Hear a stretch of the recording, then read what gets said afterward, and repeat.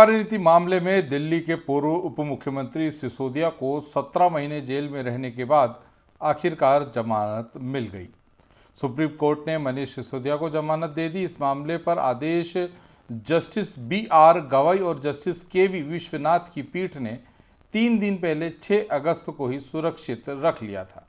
मनीष सिसोदिया ने दिल्ली हाईकोर्ट के फैसले के खिलाफ सुप्रीम कोर्ट का रुख किया था। दरअसल हाईकोर्ट ने सिसोदिया की जमानत याचिका खारिज कर दी थी। मनीष सिसोदिया को जमानत देते हुए सुप्रीम कोर्ट ने कहा कि जमानत के मामले में हाई कोर्ट और ट्रायल कोर्ट का सुरक्षित फैसला है। सजा के तौर पर जमानत से इनकार नहीं किया जा सकता।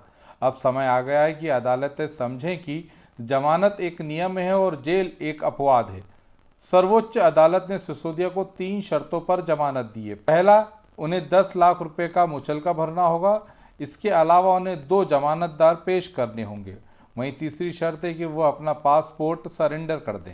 आपके पास दस्तावेज मौजूद है तो टेम्परिंग का कोई मतलब नहीं बनता। अगर इतने दिनों तक जो है आप इनको इनकार्सेशन में रखे हैं, इनको जेल में रखा है और ये जो है बेल के प्रिंसिपल के खिलाफ है, चाहे वो ईडी का केस हो, चाहे सेक्शन 45 हो, वो जो कार्डिनल रूल है बेल का वो जो है वो लागू होता है। और इस बात को ध्यान में रखते हुए कि ऑलरेडी जो है 17 महीने का जो है जेल ऑलरेडी मनीष सिसोदिया जी काट चुके हैं, तो सुप्रीम कोर्ट ने ईडी के तमाम दलीलों को खारिज करते हुए मनीष सिसोदिया जी को बेल ग्रांट किया है। और ईडी ने ये भी और सुप्रीम कोर्ट ने ये भी कहा है कि जो इन्होंने बयान दिया था कोर्ट में ईडी ने कि ट्रायल जो है वो खत्म हो जाएगा 6 से 8 महीने में, ये बिल्कुल सरासर ऐसा लगता नहीं है। और ईडी ने कहा है, सुप्रीम कोर्ट ने ये भी कहा कि 463 गवाह हैं और लगभग 60,000 पेजेस की जो है दस्तावेज है, तो इस पे ट्रायल अभी जो है खत्म नहीं हो सकता। इन सभी चीजों को ध्यान में रखते हुए अहम बात थी जो अदालत ने ये कही कि जो अर्जियों वाली बात है जिसमें ट्रायल कोर्ट और हाई कोर्ट ने ये कहा था कि भाई जो इन लोगों की तरफ से अर्जियां दाखिल की गई आरोपियों की तरफ से उसमें देरी हुई,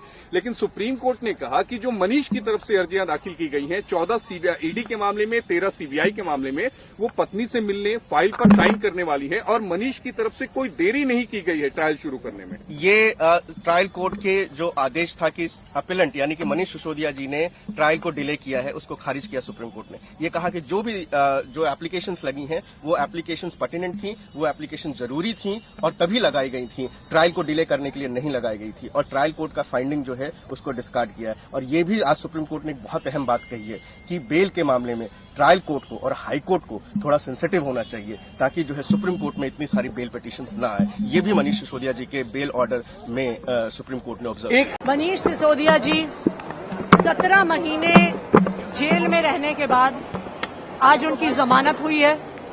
ये सत्य की विजय है।